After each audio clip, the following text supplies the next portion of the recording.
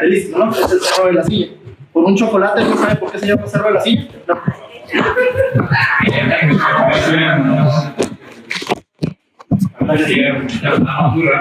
Porque tiene una silla de montaña.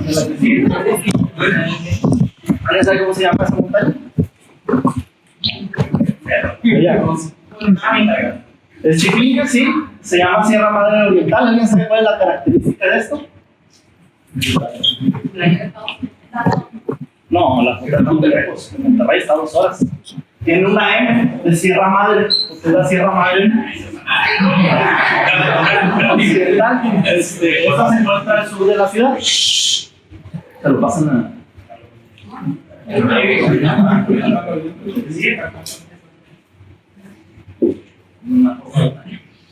¿Alguien sabe cómo se llama esa? ¿Vale? Esto se llama el Cerro de las Mitras. ¿Alguien sabe lo que es una mitra? Sí, es lo que se ponen Los sacerdotes arriba, bueno, los obispos específicamente, si se fijan, aquí hace como que esa forma de piscina. Eso está al oeste de la ciudad.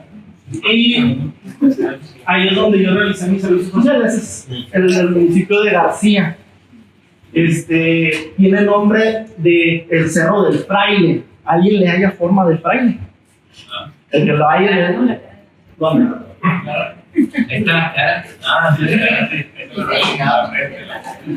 Tiene la frente, la nariz, la boca, el ojo. Parecía como si tuviera las manos así rezando. Supuestamente esto es el rosario y aquí está la cruz del rosario. Con mucha imaginación, ¿no? Bueno, ya empezamos propiamente el tema, pues el contenido de la plática, la epidemiología, la fisiopatología, las manifestaciones clínicas, cómo establecemos el diagnóstico, el tratamiento y la prevención de las fiebres reumáticas y la cardiopatía reumática, pues generalidades, las valvulopatías asociadas a esta, manifestaciones electrocardiográficas, la radiografía de tórax, como la vamos a observar, datos ecocardiográficos y el tratamiento. ¿Sí? ¿Por qué es importante conocer la cardiopatía reumática y la fiebre reumática? La Asociación Mundial del Corazón establece que para el 2025 debemos de disminuir 25% de la mortalidad cardiovascular en pacientes que tengan que no estén en edad propiamente de morir de alguna patología cardiovascular, o sea, prevenir las muertes tempranas, ¿no? Y la cardiopatía reumática es la principal causa de cardiopatía en pacientes menores de 25 años, son pacientes muy jóvenes para estar manifestando datos de cardiopatía. 33 millones de personas son afectadas por cardiopatía reumática a nivel mundial y 320,000 muertes anuales asociadas a la cardiopatía reumática. Entonces sigue siendo a nivel mundial, a lo mejor a nivel México no tan importante, pero a nivel mundial sí sigue siendo una causa importante. Ahorita vamos a ver dónde. ¿A que sí? ¿Alguien nos puede ayudar a leer esa frase? Los patólogos han sabido por mucho tiempo que la fiebre reumática lame las articulaciones para volver el corazón. Entonces, la SEC, que fue el que describió el signo de la SEC de la radiculopatía, dijo esta frase en 1884, en donde pues desde entonces se sabía que pues, había asociación entre la fiebre que afectaba las articulaciones con la patología del corazón. ¿La que sí? O sea, la fiebre reumática es una enfermedad autoinmune que ocurre 2 a 3 semanas posterior a la infección por el estreptococo beta hemolítico. Sus manifestaciones van a ser a nivel cardíaco, a nivel articular, a nivel de la piel y a nivel del sistema nervioso central. La que sí.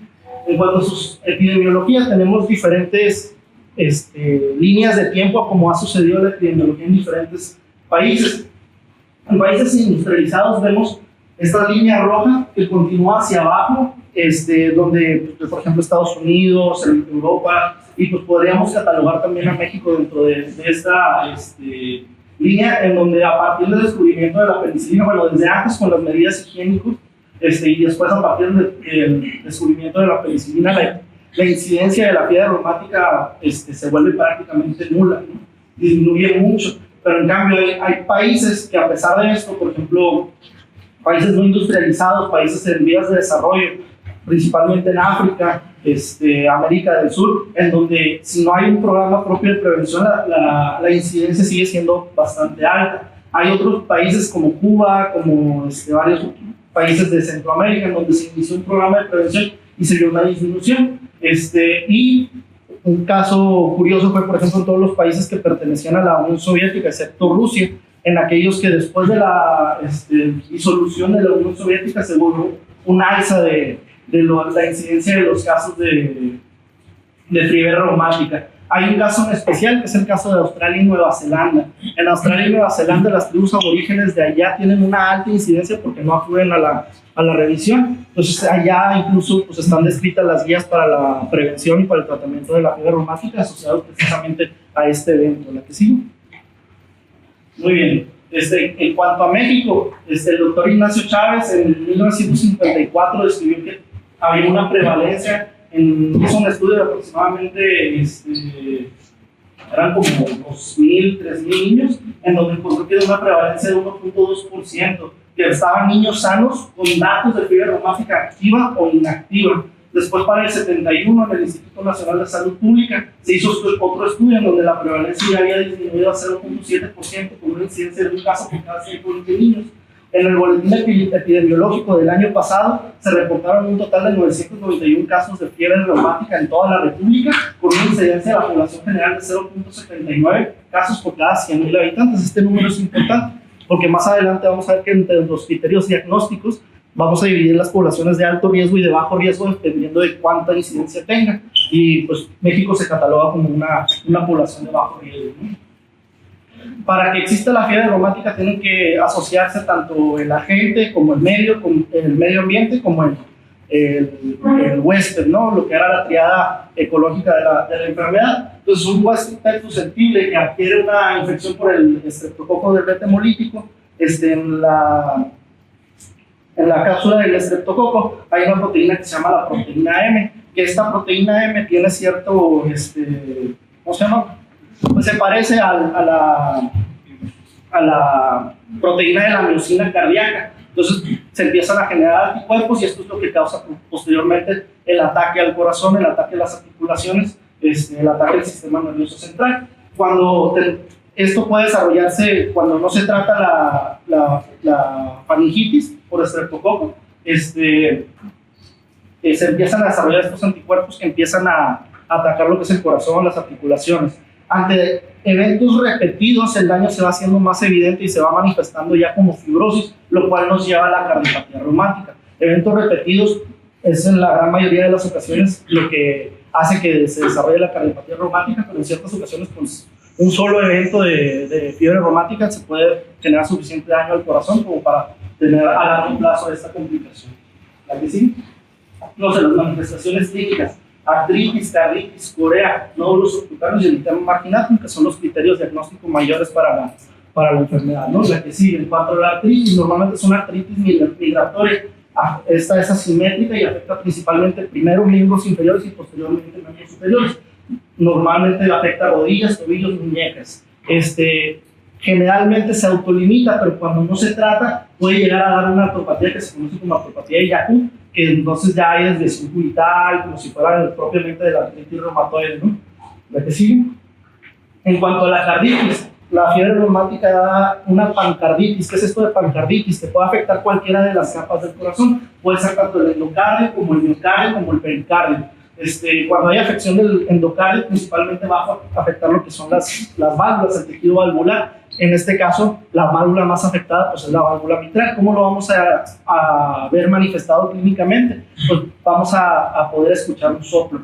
No siempre es clínico, hay veces que puede pasar subclínico, es decir, que no desarrolla el soplo, pero sí tiene datos ya propiamente de ya sea estenosis o insuficiencia de la válvula mitral. En el miocardio pues, puede causar una miocarditis, en donde el músculo empiezan a desarrollarse estos cuerpos que se llaman cuerpos de Ashoff, en donde hay infiltrado hacia el miocardio y hay destrucción propiamente del miocardio. Hay muerte celular y vamos a ver una disminución de la contractilidad cardíaca a través del ecocardiograma, o puede presentarse también con pericarditis, los datos que ya vimos con la doctora Nayeli del dolor que normalmente cede al inclinarse hacia adelante, ¿no? La que sigue, como les menciono, puede haber datos de carditis subclínica. Esto lo describen recientemente en el 2012, cuando se definen los criterios ecocardiográficos propiamente, porque se vuelve más utilizado a nivel mundial el ecocardio para poder realizar el diagnóstico, ¿no? Entonces, ante la presencia ya sea de insuficiencia mitral patológica o insuficiencia aórtica patológica sin una causa aparente y que tenga el antecedente de haber estado infectado con una faringitis por estreptococo 2 a 3 semanas previas, pues nos hace sugestivo de que pueda ser dato de fiebre reumática a pesar de que no se le escuche soplo. ¿La que sí?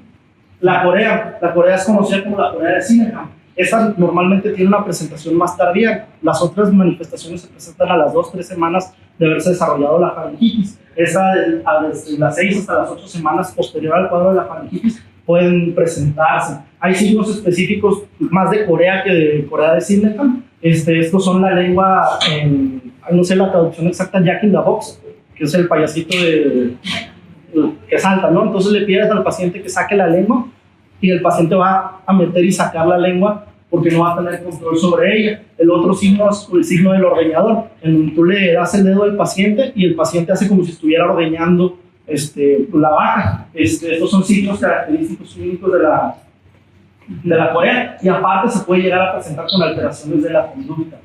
¿La que sí? Los nódulos subcutáneos pueden llegar a presentar nodulaciones. Los sitios más frecuentes son codos, rodillas y en el tendón de Aquiles. Su tamaño es pequeño, de 0.5 a 2 centímetros, y persisten raramente más de una semana. ¿La que sí? Y también tenemos el eritema marginatum, que el eritema marginatum se va a presentar, como aquí lo vemos, aquí marcado donde estaba previamente el tema, y después se hizo más grande, va cambiando de conformación conforme van pasando las horas y los días. ¿La que sí? Entonces, ¿qué es lo que le vamos a solicitar a los pacientes que sospechemos que tienen una fiebre reumática? Vamos a pedirle pues, su biometría hemática, vamos a pedirles, es importante solicitarle la BCG y la proteína C reactiva, ya que estos son parte de los criterios menores de Jones para establecer el diagnóstico. Tenemos que establecer la infección propiamente por el estreptococo, entonces le podemos pedir el cultivo de la faringe, o podemos pedir los anticuerpos para antiestreptococo para ver si lo tiene, ¿no? Hay que valorar un electrocardiograma para ver si no tiene alteraciones. La principal alteración en fiebre reumática es la prolongación del PR, una radiografía de tórax, para valorar si no tiene ya datos de cronicidad, y el ecocardiograma para valorar ya sea si es subclínico o si propiamente escuchamos un soplo, valorar ese soplo es exactamente dónde se encuentra. ¿Sí? Entonces estos son los criterios de Jones. Como les mencioné, tenemos la población de bajo riesgo y la población de alto riesgo, moderado o alto riesgo. ¿Quiénes son las poblaciones de alto riesgo? Los que tengan una incidencia de menos de un paciente por cada 1000 habitantes. Entonces, como vemos, México estaba muy por debajo de esta cifra, ¿no? Entonces, en la población de alto riesgo y la población de bajo riesgo y la población de alto riesgo, las principales diferencias van a ser la artritis. Entre los criterios mayores, en la artritis en los de bajo riesgo forzosamente tiene que ser poliartritis. En la población de riesgo alto puede ser desde poliartralgia, no tenemos que evidenciar propiamente la inflamación, o una monoartritis. Con eso podemos tomarlos como criterio suficiente para establecer el diagnóstico.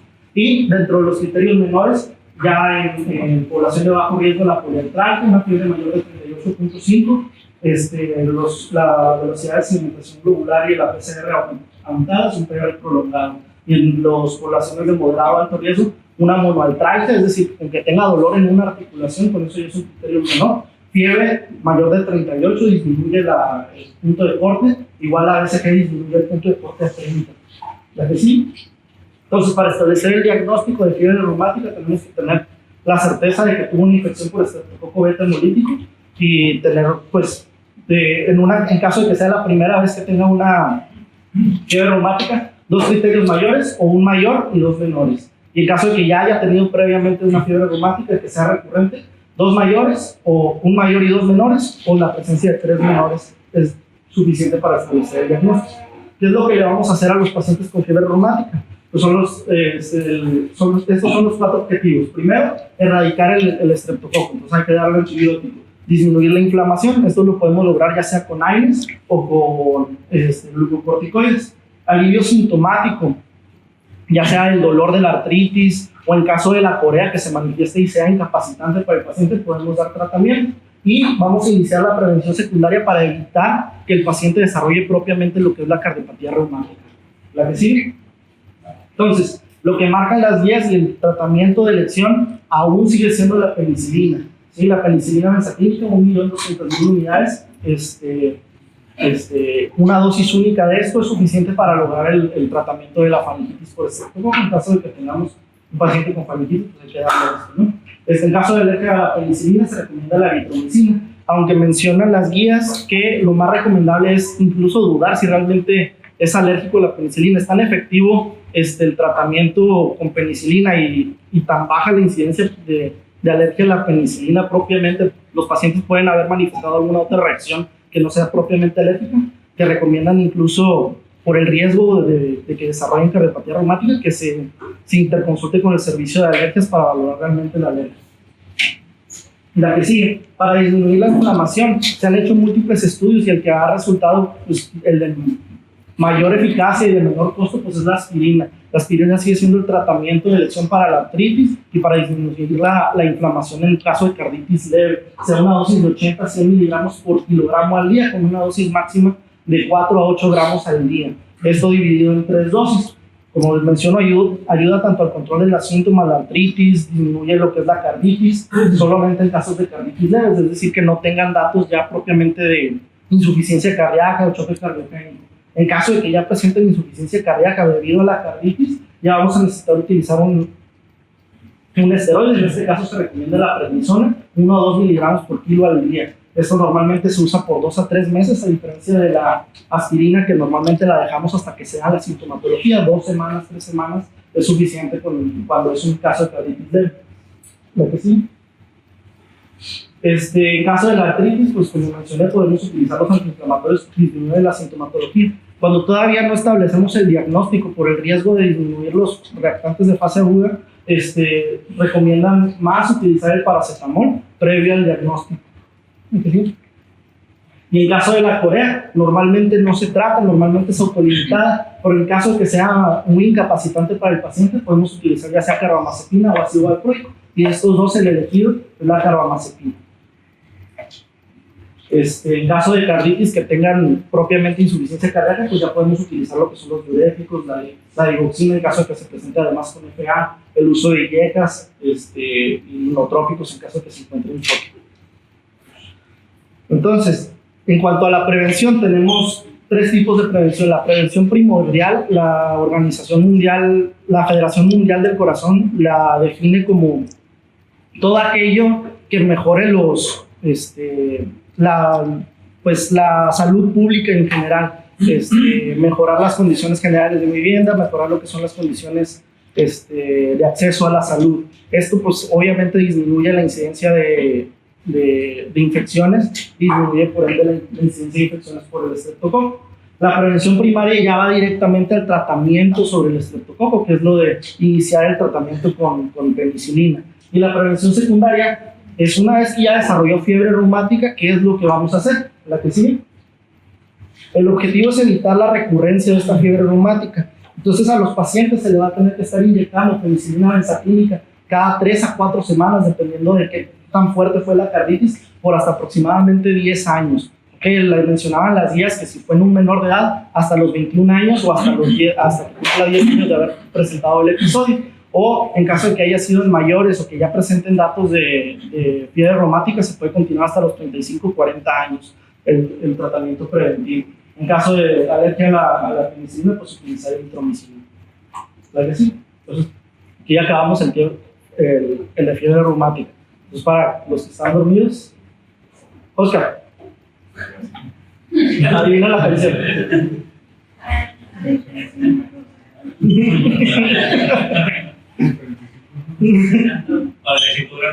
Muy bien, para este caliente. ¿La que sigue? Por un chocolate, ¿quién adivina la película? Ay, Home Alone. ¿Alguien levanta la mano? ¿Ahí atrás? Se lo pasa. ¿La que sigue? ¿Y cuál es el diagnóstico de estos emojis? Levantando la mano para saber a quién le voy a dar el chocolate. ¿Quién levanta la mano? ¿Fiebre reumática? No. Falla cardíaca. ¿Dónde? Bien. Tampoco. Falla cardíaca. Está disneico el pobre. Se lo troquearon, se lo troquearon. La que sigue. Bueno, ya entrando al tema de la cardiopatía reumática, la que sigue. Pues debido a la inflamación y al daño de las válvulas, lo que va a pasar es que va a llegar a fibrosar estas válvulas. Específicamente, pues la más tradicional y la que más se ha afectado pues, es la válvula mitral. No solamente lo que es la válvula se va a afectar, sino también las cuerdas tendinosas van a tener lo que es el tejido fibrótico, y esto puede llegar a causar fusión de las válvulas, y esto pues llega a causar lo que son las valvulopatías propiamente por la cardiopatía reumática. ¿Ya que sí? Entonces, como les mencioné en un inicio, es la principal causa de cardiopatía en jóvenes. Es más frecuente en mujeres, como vamos a ver en un estudio más adelante, y pues es el resultado a largo plazo de la fiebre reumática. Sus manifestaciones clínicas son secundarias al daño valvular propiamente, y esto se puede manifestar ya sea como insuficiencia cardíaca, fibrilación auricular u otras alteraciones del ritmo. La que sigue, este es un estudio que se realizó en lo que es África y Asia, donde actualmente pues, todavía tienen prevalencia alta de insuficiencia cardíaca. Se estudiaron aproximadamente 38,000 casos, se les dio seguimiento y se vio cómo se estaban siendo tratados y pues, las características de estos pacientes. Se les dividió en los grupos dependiendo del país, si era de bajo ingreso, de ingreso medio o ingreso alto. La que sí. Entonces, vemos aquí claramente donde se presenta principalmente lo que son las edades jóvenes. Vemos que su principal incidencia es entre desde los 11 y hasta los 40 años. Vemos que son los picos más altos que tenemos, y pues vemos que principalmente afecta en todos los grupos de edad a las mujeres. Entonces, en cuanto a las valvulopatías, no solamente se afecta a la mitral, se puede afectar cualquiera de las válvulas, la aórtica, la mitral, la tricúspide o la pulmonar. Pero está más descrito el daño sobre ya sea la mitral o la aórtica. La que sigue. Aquí vemos en ese mismo estudio se valoró pues qué tan frecuente era cada una de las valvulopatías. Las verdes, que son las más abundantes, es cuando existía valvulopatía mixta, es decir, que existía tanto valvulopatía de la mitral como de la aórtica. De ahí, lo que está en azul son las valvulopatías propiamente de la mitral. Este que es el azul más clarito, bueno, el azul celeste, es propiamente estenosis, vemos que es poco. El que abunda un poquito más, y sobre todo en niños, es la presencia de insuficiencia mitral. El que es un azul más oscuro, ese es tanto estenosis mitral como insuficiencia mitral al mismo tiempo, que coexisten. Y vemos que lo aórtico propiamente, que es lo naranja y lo amarillo, se encuentra como muy poco establecido. Hay muy pocos casos que se presenten por sí solos. Casi todos se van a presentar acompañados de alteraciones en la mitral. Entonces, la insuficiencia mitral, en caso de que sea leve, pues puede ser asintomática, ¿no? Pero normalmente van a llegar a presentar datos de disnea, fatiga, datos de insuficiencia cardíaca a largo plazo. El soplo es un soplo de los sistólicos. Ahorita vamos a ver una imagen donde nos describe un poquito más lo que es el soplo. En el ecocardio, ¿qué vamos a observar? Vamos a ver que la valva anterior, lo que es la que más se afecta en fiebre reumática y en cardiopatía reumática, la valva anterior, se encuentra sobrepuesta o prolapsada, y esto es lo que origina lo que es la insuficiencia. Se puede ver el engrosamiento de las valvas. Normalmente cuando ella está engrosada ya se acompaña de lo que es la estenosis, y vamos a ver el diente de regurgitación y la vena contracta propiamente. Ahí en esa imagen pues vemos un ecocardiograma, una apical de 4 cámaras, en donde vemos el ventrículo izquierdo, que es el que está más hacia la izquierda, y el ventrículo derecho, que está de este lado, en la parte de abajo la aurícula izquierda y la aurícula derecha. Vemos propiamente lo que es la insuficiencia, en donde normalmente las válvulas deben de coaptar de manera correcta y evitar lo que es la regurgitación. Y en este caso pues vemos que ese chorro que se ve ahí pues es toda la sangre que se está regresando del ventrículo izquierdo hacia la aurícula izquierda. ¿Ya que sí?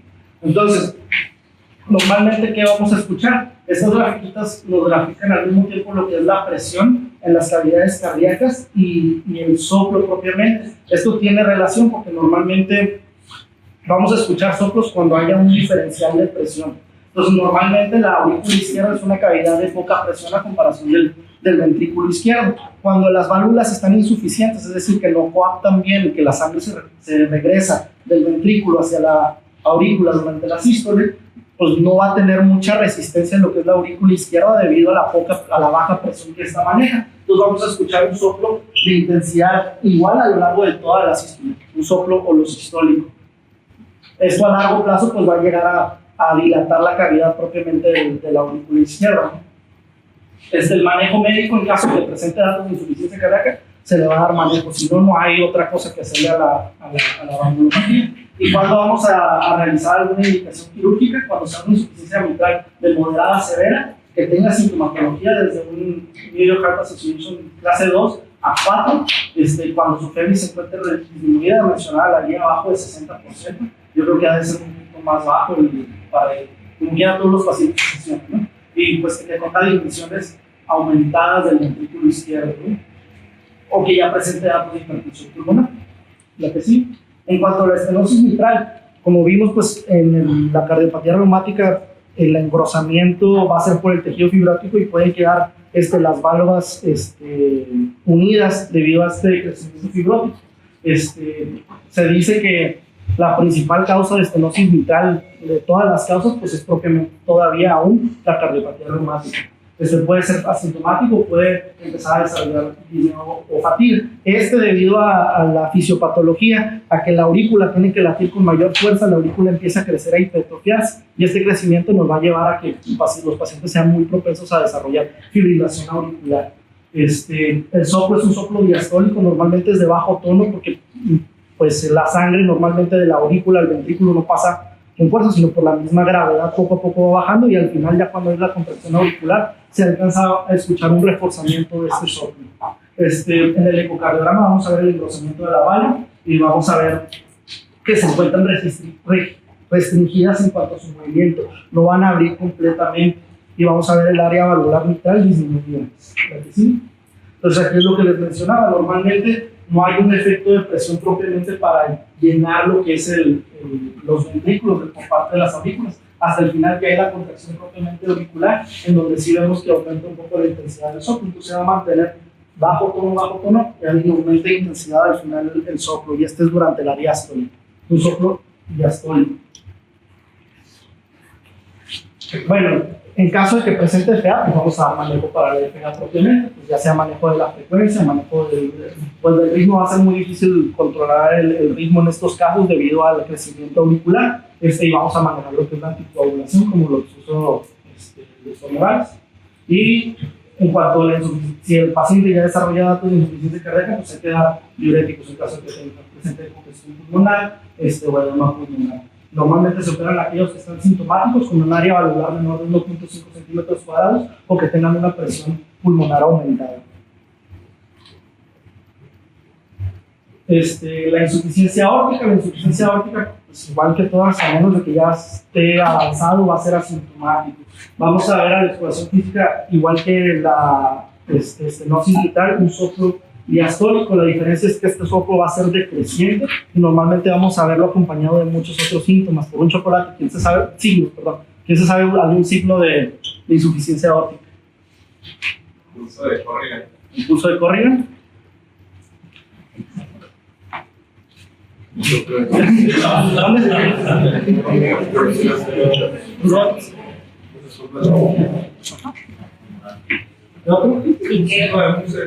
¿Cuál es el signo de Muset? Cuando se siente la palpitación en la úvula. Se observa la palpitación en la úvula. Ay, no. ¿El Wink? No fuera mismo. ¿Wink? Pero sí existe. ¿Cuál otro? La Dolby. Ese no lo conozco. ¿Cómo es? Contracción de la con él.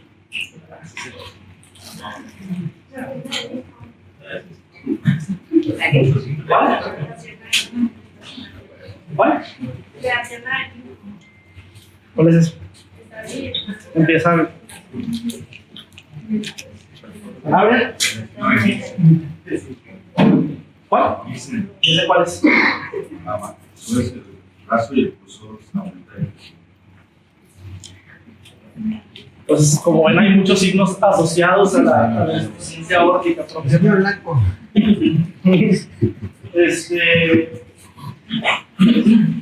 Bueno, Pues en este vamos a ver de recuperación hacia el ventrículo izquierdo. Ahí, por ejemplo, también tenemos una apical de 4 camas, donde vemos el de recuperación. Este flujo anómalo de regreso de la aorta hacia el ventrículo va a llegar a causar lo que es dilatación del ventrículo izquierdo, una dilatación muy importante. Normalmente en cardiopatía reumática también vamos a ver que se afecta, que tiene afección conjunta con la válvula mitral. Normalmente el soplo es diastólico, como dije, decreciente. Normalmente lo vamos a auscultar en lo que es el foco accesorio aórtico. Pero, ¿qué pasa? ¿Cómo se llama? Igual con un chocolate, si lo escuchamos en el foco mitral. Fenómeno de Galavantine. Fenómeno de Galavantine. ¿Sí? Entonces, vemos las curvas de presión con respecto a la intensidad del soplo. Vemos que va disminuyendo la intensidad de la presión conforme se va cerrando propiamente, contrayendo propiamente lo que es el ventrículo, ¿no? Va habiendo menos espacio, por lo tanto va a haber menos volumen que pueda llegar a reentrar al ventrículo. Por eso se ve así decreciente el soplo. La insuficiencia aórtica normalmente en sintomáticos se va a tratar con yecas, incluso en asintomáticos se puede llegar a considerar el uso de yecas o calcioantagonistas cuando es de moderada a severa y que no presenten síntomas. Ya cuando lo vamos a operar es cuando sean sintomáticos o en asintomáticos se presenten una fiebre disminuida o unos volúmenes, diámetros del corazón aumentados. Y la estenosis aórtica, ya para terminar todas las valvulopatías del lado izquierdo, igual los signos puede ser asintomático, pero sí tiene 3 signos típicos, que es la disnea, la angina y el síncope. Es un soplo sistólico, normalmente tiene de características creciente, hace forma de rombo el soplo. Normalmente en el ecocardiograma lo que vamos a poder apreciar va a ser las válvulas pulmonares engrosadas, un gradiente de presión media aumentado y el área valvular disminuida propiamente. ¿Sí? Entonces aquí en la curva de presión igual vemos donde empieza a latir el ventrículo izquierdo con fuerza, empieza a aumentar la presión, pero se va acabando el volumen intracavitario del ventrículo, va disminuyendo la presión y esto va a hacer que disminuya de igual manera la intensidad del soplo. Empieza hasta que llega a su acme y luego se disminuye. Este es un soplo sistólico. En caso de la estenosis aórtica, el manejo médico no es indicado. En caso de que maneje insuficiencia cardíaca, darle el tratamiento para insuficiencia cardíaca, aunque eso pues ya sería sintomático, ¿no? Y ya estaría indicado realizar algún tratamiento quirúrgico por el hecho de que una vez que desarrollan síntomas, la mortalidad aumenta demasiado a los 5 años, creo que ya tiene una alta mortalidad, por lo tanto está indicado ya realizar algún tipo de procedimiento. Que vamos a ver en la radiografía de tórax. Normalmente en la radiografía de tórax, en el lado izquierdo, vamos a ver lo que es 3 arcos, ¿no? Lo que es el ventrículo izquierdo, lo que es la arteria pulmonar y lo que es el callado, el botón aórtico, perdón.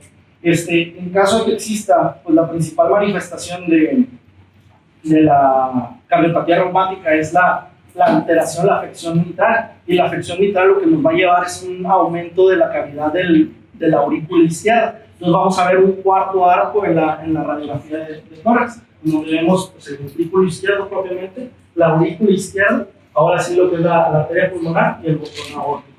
Entonces aquí alcanzamos a ver incluso que lo dibujan, pero no se alcanza a distinguir bien.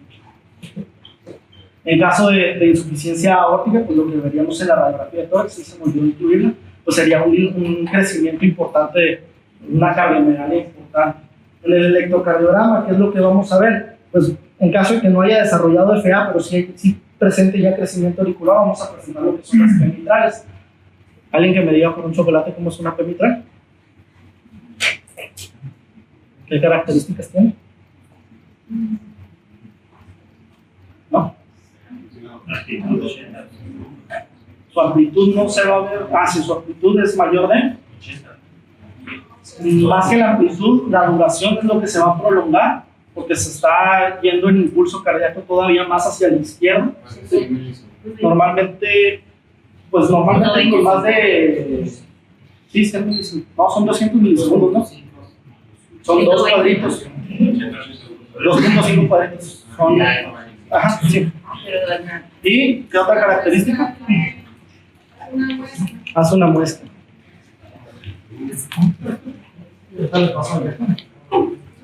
Y hace una pequeña muestra. Esto lo vamos a observar bien en D2 y en D1, ¿cómo se va a ver? Se va a ver bifásico. Vamos a ver lo que es una onda y luego vamos a ver que se aumenta la onda y sobre todo la onda que es negativa la vamos a ver aumentada. Y antes, de atrás. Entonces también tenemos esta FA. Esta FA se conoce como FA de onda grande. ¿Por qué onda grande? Debido al crecimiento auricular, vamos a ver que las ondas flotter van a ser mayores de 1 milímetro de amplitud, ¿no? Entonces esto también pudiera ser característico de alguna valvulopatía y pues en caso de la mitral, la principal causa de la valvulopatía mitral va a ser la cardiopatía reumática. La que sigue. Entonces, ecocardiográficamente podemos definir ciertos datos que nos orientan a que las valvulopatías sean propiamente por la cardiopatía reumática. Un engrosamiento de la válvula anterior de la válvula mitral más de 3 milímetros es característico. El engrosamiento de las cuerdas tendinosas, como les mencioné, también ocurre fibrosis a este nivel. La restricción de los movimientos de las valvas se vuelven valvas pues, poco móviles, o el movimiento excesivo de la punta, porque su afección principalmente va a ser más hacia, ¿cómo se llama? Hacia donde está el anillo fibrótico de las válvulas. En caso de la válvula aórtica, igual un engrosamiento irregular o focal pudiera ser característico de efectos en la coaptación de las válvulas, restricción de los movimientos, un prolapso valvular que pudiera ser indicativo de cardiopatía reumática. ¿Sí? Y para mayores de 20 años, insuficiencia mitral y al menos dos características de las que mencioné establecen que es por cardiopatía reumática. Una estenosis mitral con un gradiente medio más de 4 milímetros, sin forzosamente cumplir los criterios previos, es característico de cardiopatía reumática. Insuficiencia aórtica y al menos dos criterios morfológicos de la válvula aórtica es diagnóstico de cardiopatía reumática, y una insuficiencia aórtica y al menos dos criterios morfológicos de la válvula mitral, o sea que aparte tenga afección mitral aparte de la afección aórtica, también pudiera ser indicativo de cardiopatía reumática. ¿La que sigue? Pues el tratamiento, como vimos, realmente es la prevención secundaria, evitar que tenga nuevos brotes de fiebre reumática y el manejo de la falla cardíaca en caso de que la desarrolle, el manejo de la fibrilación auricular en caso de la desarrolle y el tratamiento específico para cada una de las valvulopatías, ver si tiene algún tipo de tratamiento quirúrgico o no, ver si cumple los criterios, que se gestione si tiene los criterios quirúrgicos para realizar una operación y pues en caso de que se pueda realizar, ¿no? ¿Sí? Entonces, aquí ya la manera de conclusión, un pequeño caso clínico. Entonces aquí para que me ayude, ¿alguien me lo puede leer? Paciente femenino de 28 años de edad, quien presenta desde los 3 meses disnea progresiva hasta llegar a disnea de mínimos esfuerzos, además acompañado de ortorrea y disnea paroxística. A la exploración física con incitación yugular, frecuencia cardíaca irregular, soplo orosistólico en foco mitral con irradiación axila grado 3. Muy bien. ¿Qué les llama la atención de este caso? ¿Alguien que levante la mano? Entonces es una paciente joven, pues aparentemente no menciona ninguna patología, ¿no? La disnea progresiva, pues hay que buscar, ¿no?, las causas, los datos de falla cardíaca, la incitación yugular, la frecuencia cardíaca irregular, pues probablemente asociado a FA podría ser, y el soplo, ¿no?, que podría ser la insuficiencia mitral. Entonces, en un paciente joven, pues, y más femenino, ¿no? ¿Cuáles son las causas de una insuficiencia cardíaca en un paciente joven femenino? Aparte de cardiopatía reumática. ¿Mande? Enfermedades del colágeno, enfermedades tiroideas y embarazo o cardiopatías congénitas, ¿no? Entonces eso es lo que tendríamos que investigar, pero pues el diagnóstico propiamente de insuficiencia cardíaca ya lo tiene, ¿no? Y encontramos un soplo y eso pues nos hace orientamos que ya sea un defecto congénito o cardiopatía reumática también pudiera ser una opción. ¿Qué interrogarían intencionadamente para saber si puede ser cardiopatía reumática o no? O el antecedente de una fiebre reumática. Fiebre reumática o infecciones repetitivas no tratadas, ¿no? parientes. ¿Ok? En caso de que les llegue así la paciente, ¿qué es lo que le solicitarían de manera inicial? ¿Vale? Bien. Ujú. Pues yo creo que se trata de una paciente con clínica de insuficiencia cardíaca y el hallazgo de respiración física de una probable valvulopatía. Yo creo que el estudio que más nos aportaría el diagnóstico es un ecocardiograma. Antes del eco, ¿le solicitarías algo más? Pues si no está de forma inmediata, pues se puede superar el ecocardiograma. El O una electrocardiograma. placa de tórax que también podría ser sugestiva de alteraciones estructurales propias del miocardio secundaria a la valvulopatía. Ujú. En base al soplo. A una insuficiencia. Ujú. Muy bien. Yo creo que, pues, obviamente se le pediría el electro, ¿no? Y el electro, pues en este caso la paciente probablemente tiene FA y es lo que lo está utilizando, ¿no? Entonces tendríamos que tratar esa parte de la paciente. Y el antecedente de infecciones repetitivas, también menciona la literatura que el patógeno, ¿no? Que es el estreptococo en este caso, por lo general es asintomático, ¿no? Y los que causan los síntomas son otro grupo de estreptococo. Entonces, igual la paciente a lo mejor nunca tuvo clínica, Nunca lo no lo vamos a desarrolló, ¿no? descartar. Sí está descrito que el paciente sin antecedentes de fiebre reumática puede llegar a desarrollar propiamente las Entonces, pues ya en el eco obviamente vamos a ver las características sugestivas de cardiopatía reumática. y pues se les hace el eco y pues efectivamente confirma que tienen cardiopatía reumática. ¿Qué es lo que van a hacer? Hay que darle tratamiento, no hay que darle tratamiento.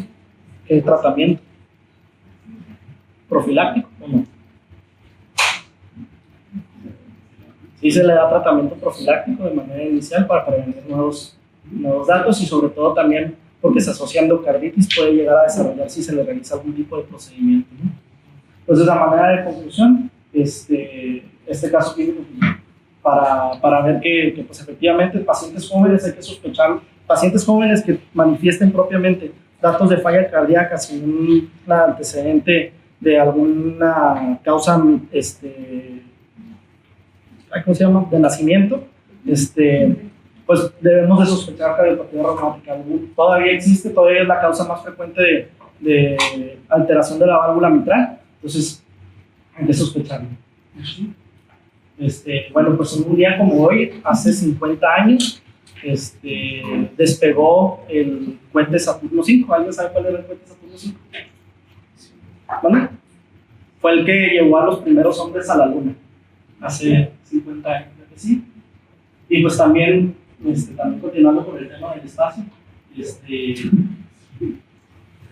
esta nave se llama Voyager 1, es la que mandamos y que actualmente está más lejos de lo que es nuestro planeta, ya está en las afueras de lo que es el sistema solar, afuera del asteroide, del campo de asteroides de Kuiper, que está todavía más afuera de Plutón.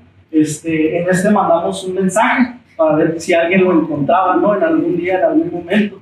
Viene encriptado, o no encriptado, sino tiene los datos para que supuestamente cualquiera lo pueda entender, pero pues supuestamente que con la cosa, ¿cómo se llama?, el cambio el tiempo que se cambia, el tiempo que se tarda en cambiar la conformación de un átomo de hidrógeno, ese tiempo lo definen, o sea, no está fácil de interpretar, ¿no? Si lo llegan a encontrar los años algún día, yo creo que no le van a entender. Y viene grabado varios mensajes pues de la Tierra hacia ahí, que tampoco van a entender porque tampoco van a hablar inglés de ninguno de los triunfantes, ¿no?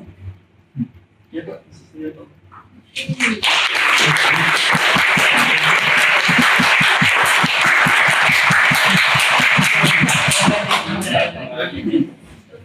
¿Alguna duda o pregunta?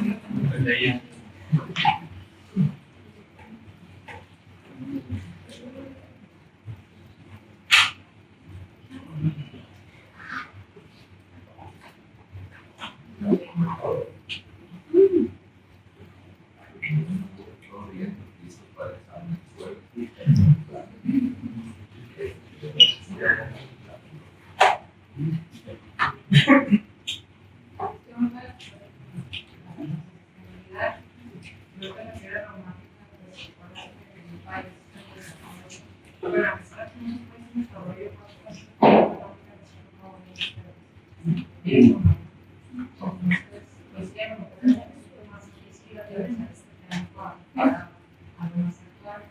por general los llegamos a ver ese papel, pues ya en fase de secuela, porque hay un servicio acá, vamos a mucho también en los talleres clínicos, en los matográficos, en los catedráticos de las valorizaciones, pero principalmente como nos vamos a encontrar en la escuela. Entonces, quiero mucho más información, cómo lo explicaste, cómo lo presentaste, tus compañeros, tus demás compañeros, que si no sé que tenía mucha más participación que nosotros,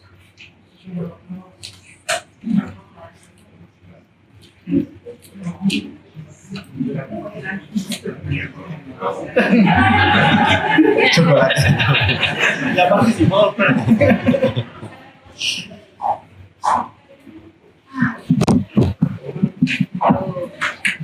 Eh,